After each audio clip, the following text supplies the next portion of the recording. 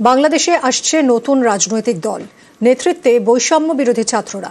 আগামী সপ্তাহে আত্মপ্রকাশ করবে ছাত্রদের এই দল। দলের আহ্বায়কের দায়িত্বে সে দেশের উপদেষ্টা নাহিদ ইসলাম। এতেই অনেকে মনে করছেন নতুন দলের পিছনে ইউনূস সরকারের মদত রয়েছে। ক্ষমতায় থাকতে নতুন দল গড়ছেন মোহাম্মদ ইউনূস।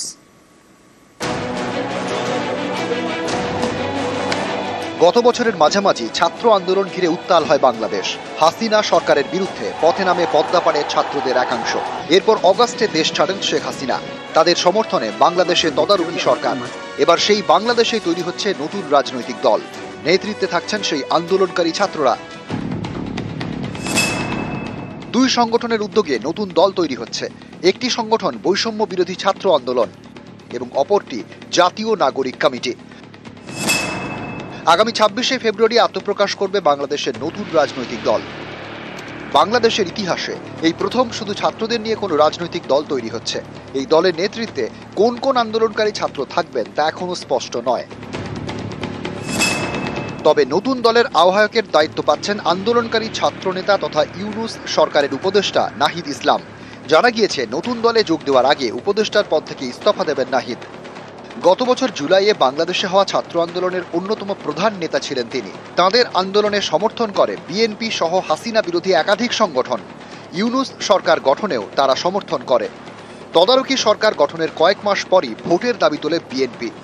আমি সরকার উদ্দেশ্যে বলতে চাই, বেশি সংস্কার হলেও নির্বাচন 6 মাসের মধ্যে করা সম্ভব। রাজনৈতিক দলগুলোর সাথে পরামর্শ করুন। রাজনৈতিক দলগুলো যদি সম্মত হয় তাহলে এই সংস্কারগুলো করার জন্য কিছুই দরকার নেই। শুধুমাত্র রাষ্ট্রপতি যিনি আছেন তিনি একটি অধ্যাদেশ জারি করবেন। যদি 50টা সংস্কার 50টা অধ্যাদেশ জারি হবে, 200 সংস্কার হলে 200 অধ্যাদেশ জারি হবে। এই 200 অধ্যাদেশ জারি করার জন্য 200 দিনের প্রয়োজন পড়ে না। কয়েক মাস ধরে বিএনপি বারবার দাবি করছে যে ক্ষমতায় থাকতে নতুন রাজনৈতিক দল করবেন মোহাম্মদ ইউনূস। ছাত্রদের দলের আহ্বায়ক তাঁর উপদেষ্টা। বাংলাদেশে নতুন রাজনৈতিক দলের পিছনে ইউনূস সরকারের মদত রয়েছে বলে অনেকেই মনে করছেন। এরই মাঝে বাংলাদেশের বিভিন্ন জায়গায় আক্রান্ত বিএনপির ছাত্র সংগঠন ছাত্র দল। সম্প্রতি খুলনায় জামাত ছাত্র শিবিরের সদস্যদের হাতে আক্রান্ত হয় ছাত্র দল। ইউনূস সরকারের বিরুদ্ধে হামলায় মদতের অভিযোগ।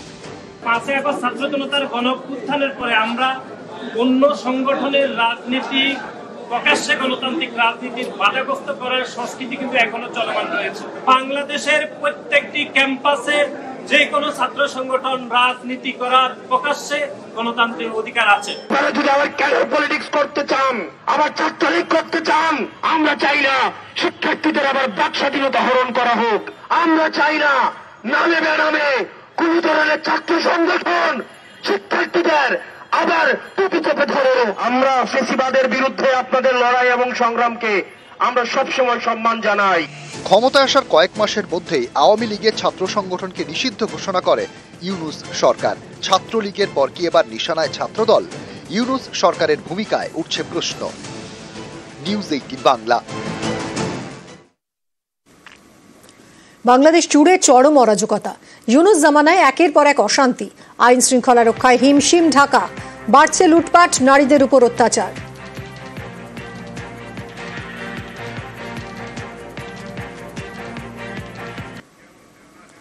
নৈরাজ্যের ছবিটা দেখুন।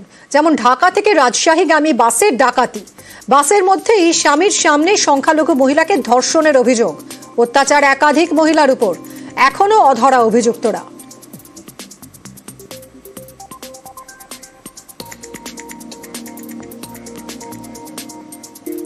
বাংলাদেশের একাধিক জায়গায় ক্রসফায়ার, কট্টরপন্থী ও যৌথ বাহিনীর গুলির লড়াই। মোহাম্মদপুরে যৌথ বাহিনীর গুলিতে নিহত 2। প্রচুর অস্ত্র বিস্ফোরক উদ্ধার পুলিশ ও সেনার।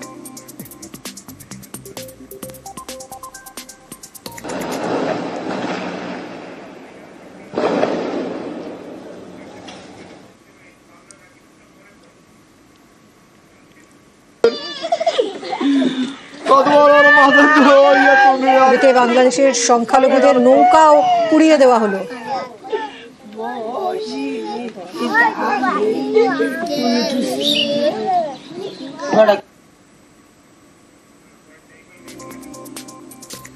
গাজীপুরে আক্রান্ত পুলিশ, পুলিশ কর্মীকে টেনে নিয়ে গেল auto.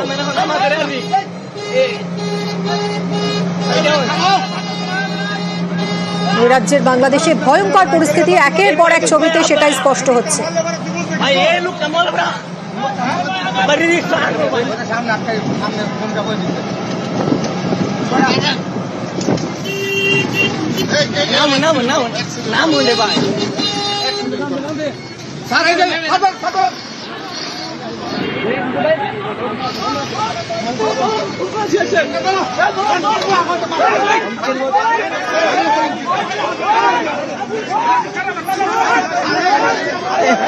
hänga på den där. Bye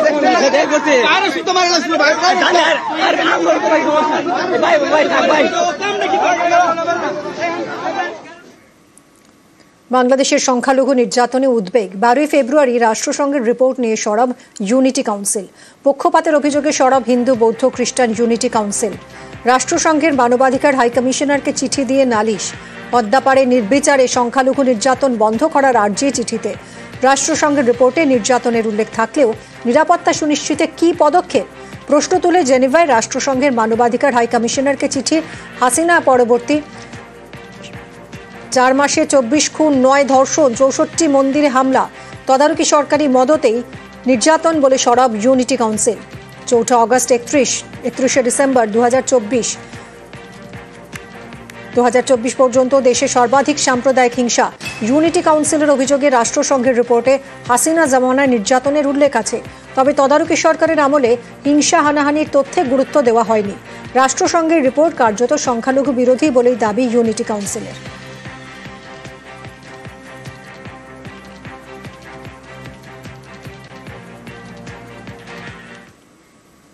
সকালে 21শে পদক, বিকেলেই দল থেকে বাদ। অশান্ত বাংলাদেশে ফের মহিলা ফুটবলে কোপ। ইউনুস সরকারের কোপে সাফ জয়ী মহিলা টিম। সকালে টানা 2 বার সাফ জয়ী টিমকে সম্মান।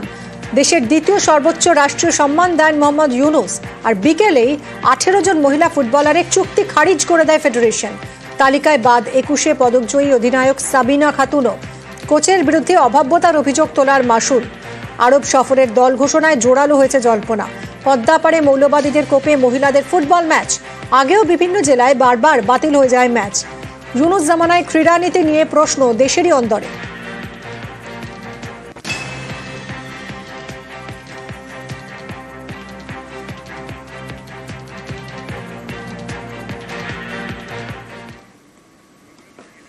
একটা দুর্ঘটনার খবর পাওয়া যাচ্ছে। পথ দুর্ঘটনায় মৃত্যু হয়েছে তারাপীঠ মন্দিরের সেবায়েতে। রামপুরহাট থেকে তারাপীঠ ফেরার সময় দুর্ঘটনা।